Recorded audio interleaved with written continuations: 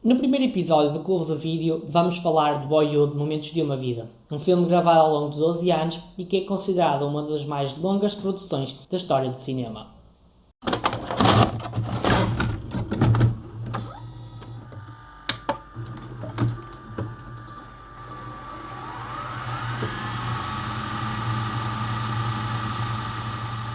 Olá, sejam muito bem-vindos ao Clube do Vídeo. Para quem não me conhece, eu sou o Elísio, tenho 18 anos, sou blogger há 5 anos, mas a partir de hoje também vou ser podcaster, se essa palavra existir. Eu acho que não existe, mas pronto, a partir de agora sou podcaster. Um, este aqui é o meu. Este aqui é o primeiro episódio do meu primeiro podcast, o Clube do Vídeo, que é uma ideia que eu já tinha na minha mente há algum tempo, mas só agora é que se deram as condições necessárias para eu a colocar em prática. O Clube do Vídeo vai juntar o cinema e as séries com as histórias da minha vida. É um como um bocadinho estranho, mas eu acho que faz sentido, porque o cinema traz-nos sempre, inevitavelmente, memórias, traz-nos sempre, inevitavelmente, coincidências com a nossa vida. E por isso, eu acho que juntar estes dois mundos pode sair aqui uma coisa interessante. O filme que eu decidi escolher como estreia foi Boyhood. Porquê? Porque é um filme que eu considero como sendo um dos meus favoritos e também é um filme que eu sinto que de momento eu consigo me identificar muito porque acho que já cheguei à mesma idade que o protagonista e, ou melhor, já cheguei à mesma idade que o protagonista no final do filme e por isso consigo ligar-me de alguma forma com aquilo que ele está a sentir e aquilo que não está a sentir. Por isso acabou por ser isso que pesou na decisão de escolher Boyhood como sendo o filme de estreia do Clube do Vídeo. Pronto, vamos agora a algumas informações relevantes sobre este filme e que são um bocadinho interessantes porque algumas são um bocado engraçadas porque ajudaram a decidir o curso deste filme. Pronto, então Boyhood é realizado por Richard Linklater, que também já tinha produzido Before Sunrise. Ele, na altura, nas entrevistas do lançamento deste filme, dizia que este seria a sua última obra, mas isso acabou por não se concretizar, pois cerca de 2 anos depois do lançamento de Boyhood, ele fez outro filme. Então, Boyhood foi nomeado para 6 Oscars, incluindo o melhor filme, que foi assim que eu o conheci, porque lembro-me que na altura do lançamento de Boyhood, que toda a gente falava que este era o filme que tinha 12 anos e não sei o quê, e pronto, foi mesmo assim que ele foi promovido. Mas apenas venceu um Oscar de melhor atriz coadjuvante pela mão de Patricia Arquette, que interpreta a mãe do protagonista, a Olivia. Também foi nomeado aos Globos de Ouro, onde venceu 3, entre eles o de melhor filme. Boyhood ainda começou a ser gravado em julho de 2002 e terminou de ser gravado em outubro de 2013, o que totalizou 4.200 dias de produção, o que é muito tempo mesmo. No entanto, conta apenas só com 39 dias de gravações. Isto porquê? Porque eles não gravavam muitas semanas seguidas, eles gravavam, por exemplo, 2 a 3 dias por ano, o que acabou por reduzir, não é? Condensar estes 12 anos a apenas 40 dias de gravações, que é nem chega ao mês e meio. Por fim, uma última curiosidade que eu gostaria de deixar é que o realizador, o Linklater, pedia aos atores que iam ao longo do ano, não é? Eles acabavam de gravar e depois só abriam no ano seguinte. Ao longo desse período, eles anotassem alguns acontecimentos da sua vida que eles achassem interessantes e que de certa forma os ajudaram um, a formar a sua personalidade e ele às vezes acabava por incluir esses pequenos apontamentos no enredo. Eu acho este fato muito interessante porque é bonito, é engraçado, mas também revela um bocadinho da humildade do realizador em dispor da sua obra para dar um bocadinho das ideias das outras pessoas. Eu pessoalmente não sei se eu fosse realizador se faria isso, mas eu acho que é um gesto bonito. Mas afinal, o que é que conta Boyhood? Boyhood é simplesmente a história de Mason Evans, interpretado pelo ator L.R. Coltrane. É a história de Mason ao longo de 12 anos, não é? Ele começa o filme com 6 anos e termina com 18. Ou seja, desde a entrada na escola até à saída para a universidade. E durante esse período vamos acompanhando a sua vida por exemplo, os primeiros amores, a relação dele com os pais, vamos acompanhando as primeiras experiências com o álcool, com o tabaco, e isso é no fundo é o retrato de alguém, da formação de uma personalidade. É assim, isto parece um bocadinho desinteressante se pusermos só neste prisma, mas eu acho que a maneira como as coisas são contadas, a maneira como as coisas são expostas e são exploradas, acabam por tornar este retrato do cotidiano, que é mesmo assim que eles chamam a Boyhood, interessante. Pronto, outros personagens que temos no filme é a Olivia, como eu já disse, interpretada pela atriz Patricia Arquette, que faz de mãe do Mason. É uma personagem que eu pessoalmente gosto. É uma mãe lutadora, uma mãe altruísta que abdica de algumas coisas em prol dos filhos, luta por outras coisas em prol dos filhos. Ela é uma personagem que nós gostamos facilmente. Ela é carismática, ela é muito empática. Nós gostamos facilmente da Olivia. É assim, a Olivia acaba por ser uma personagem que não tem, de certa forma, no decorrer do filme, não tem um percurso, não tem um percurso feliz, porque ela sofre muito a nível de amores, a nível de violência doméstica, e a vida acaba por ser um bocadinho ingrata com ela, mas ela mantém sempre aquela bondade que tem dentro dela. Depois temos ainda a Samantha, interpretada pela Lorelei Linklater, que é filha de Richard Linklater, o realizador. A Samantha é também, de certa forma, tem o mesmo objetivo que o Mason. Nós também vemos o crescimento dela e tudo mais, mas não é explorado de uma maneira tão a fundo, é muito mais superficial, embora haja ali alguns rasgos da exploração desse crescimento. Por exemplo, o caso da sexualidade, uma conversa que ela tem com o pai e com o irmão, pronto, acaba por ser uma maneira de explorar esta personagem. Mas eu senti que a Samantha alguém foi deixada ali ao acaso no enredo, e a partir de uma certa altura ela acaba por nem ter relevância nenhuma na história. Por fim, a nível de William, assim mais importante, embora pudesse incluir mais um, mas eu do elenco principal só vou incluir estes quatro. Temos ainda o Mason Senior, o pai de Samantha e de Mason, interpretado pelo ator Ethan Hawke. É assim, este personagem nós vamos aprendendo a gostar, porque inicialmente ele é um bocadinho ausente, ele é um bocadinho baldas. Ele estava no Alasca no início do filme, nem vinha visitar os filhos já há 1 ano e meio. No entanto, à medida que a história vai passando e as 3 horas do filme vão avançando, ele vai se tornando alguém muito interessante. Eu acho que o arco narrativo desta personagem é dos mais interessantes. E ele acaba por se tornar alguém que consegue criar uma ligação muito forte com os filhos, apesar da distância. Ele acaba por amadurecer depois de casar com a Annie, e com ela tem um filho, o Cooper. E ele acaba por ser uma personagem que sofre ali uma mini reviravolta, e acaba por nós conseguirmos gostar mais dele e tudo mais. E ele realmente torna-se um grande confidente do Mason, e é ele que o ajuda mais na fase final do filme. Eu acabei por gostar de facto deste Mason Senior.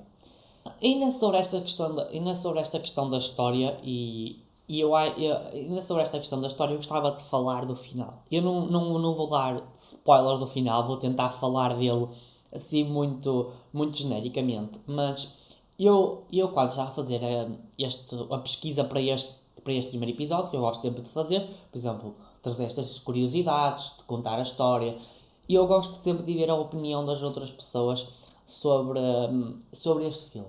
Eu normalmente vou a sites, mas também gosto de ir às redes sociais. Fui então ao Twitter, porque às vezes o Twitter é um mecanismo que ajuda-nos a encontrar opiniões peculiares de outras pessoas. E então eu fui ler o que é que o Twitter achava sobre o Boyhood. Então, há muita gente que não gosta deste filme porque o final dizem que foram 3 horas desperdiçadas, porque o final é desta forma, e tipo, eu acho o final bom porque é um filme que é bastante realista, e sendo realista, acho que um final em aberto e um final em que nós podemos imaginar uma data de possibilidades é interessante, porque de facto a vida não tem um encerramento.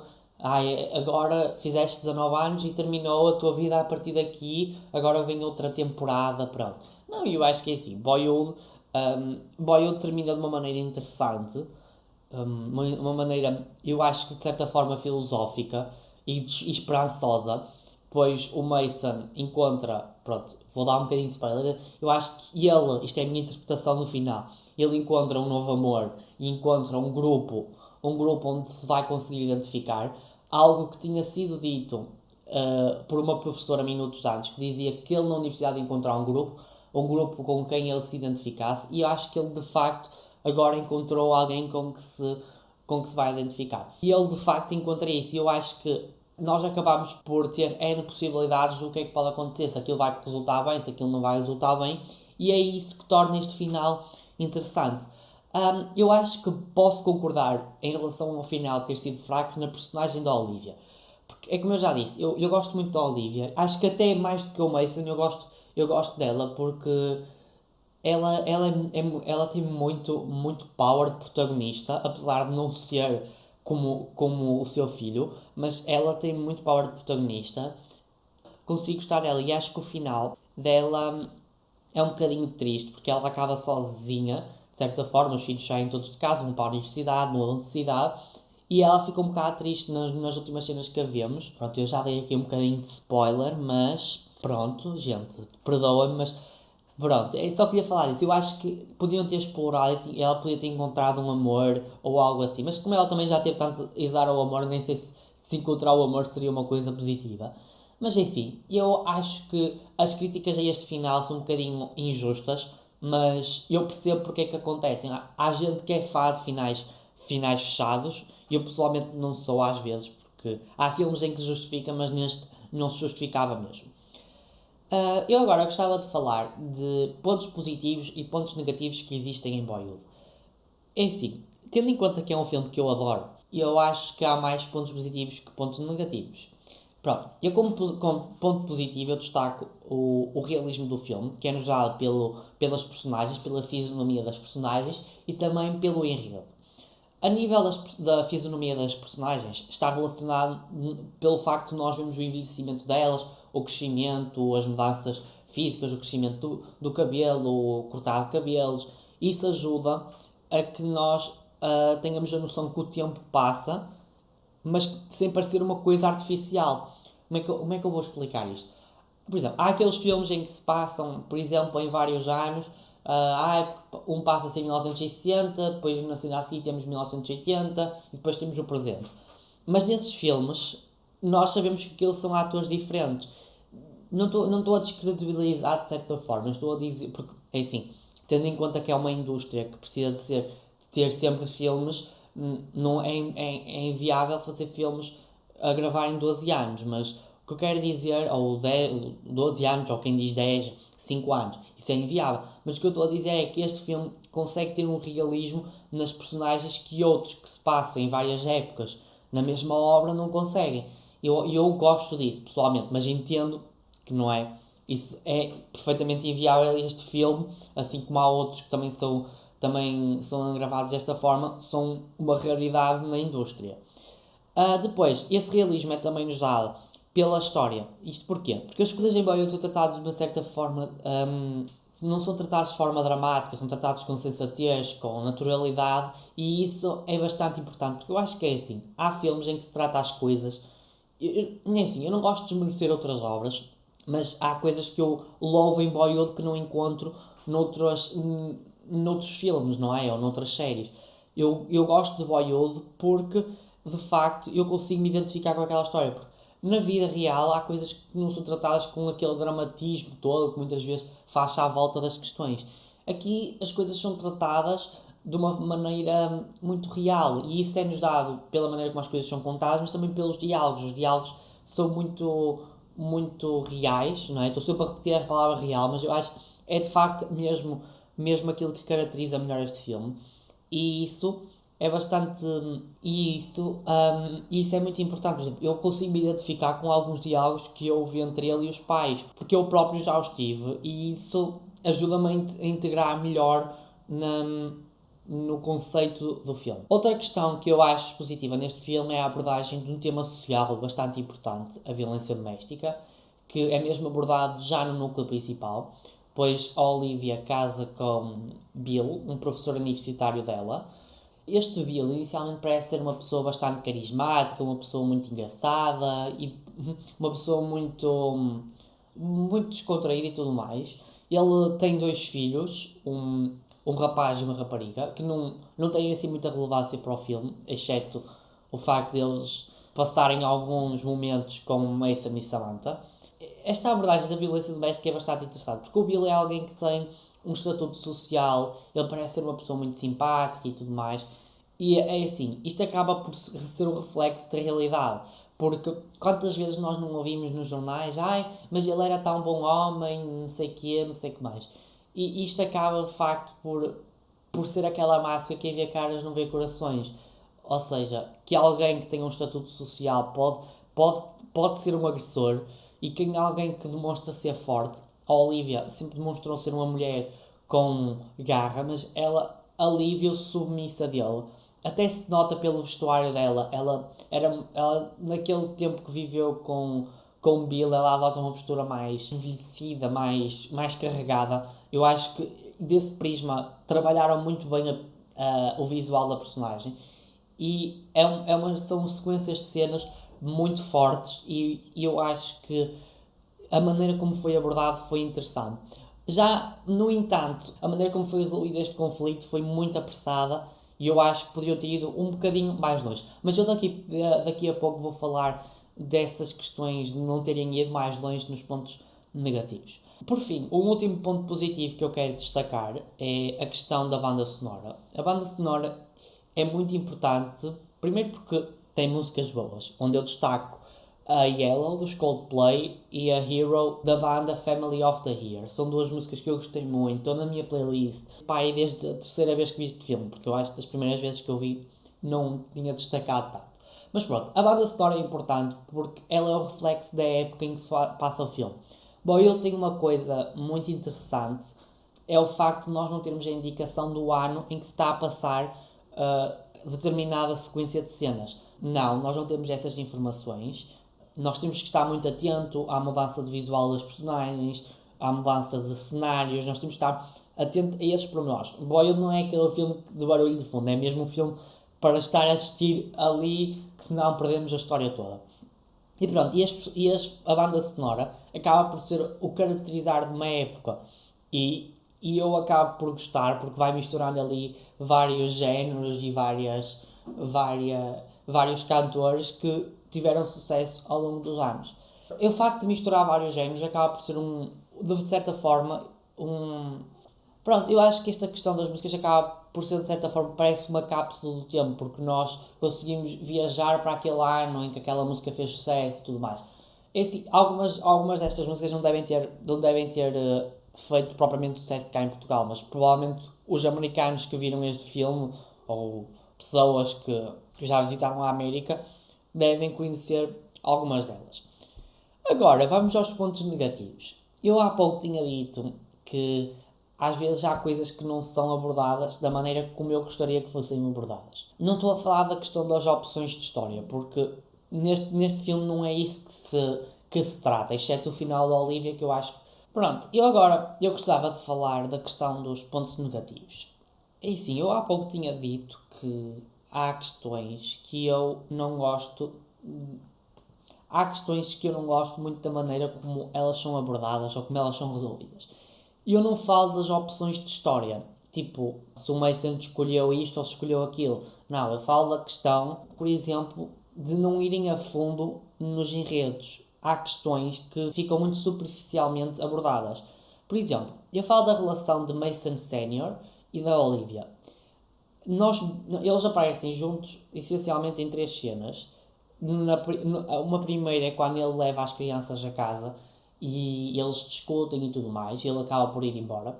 Outra é quando ele vem buscar as crianças, pronto, eles já não são crianças, ele vem buscar a Samantha e o Mason à nova casa da Olivia, e eles ali já parecem ter uma relação cordial. E depois, no final do filme, já quando o Mason está a sair do liceu, eles têm um encontro na casa de Olivia, porque eles fazem uma festa por ele já se ter formado e tudo mais. E E eles têm um olhar um bocado estranho, tipo, ele diz que eles brincam que ele é o único ex-marido dela que está ali, porque as outras relações já tinham falhado, e eles riem, mas depois ele oferece-lhe dinheiro para pagar aquilo, e ela faz uma cara um bocado estranha, e eu nunca percebi muito bem se a relação deles, porque é que a relação deles é assim, se são mágoas do passado, mas que ao mesmo tempo já pareciam estar resolvidas, ou se há de facto ali algum sentimento por debaixo daquilo, daquela máscara. Eu de facto tenho um bocadinho de dificuldade em perceber esta relação destas duas personagens. Eu acho que são um bocadinho mal exploradas esta relação. Nós nunca percebemos muito bem porque é que eles se separaram, nunca percebemos muito bem porque é que eles estão assim, porque é que não estão. E é talvez o maior ponto negativo que eu encontro neste filme. As coisas não são abordadas a fundo e precisavam, às vezes, de serem.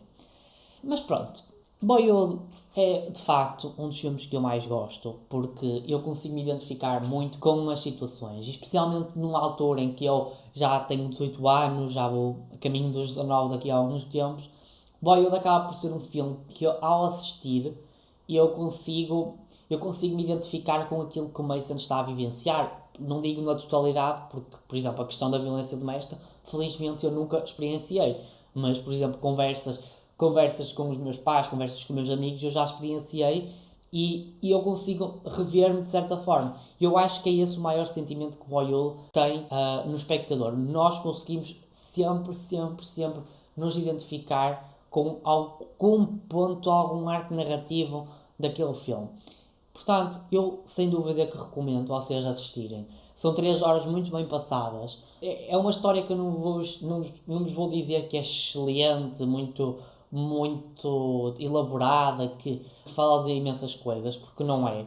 É uma história simples, mas é uma história que é bem contada. E é isso que eu gosto e acho que, é assim, quem gostar do bom cinema, acho que gosta de Boyhood.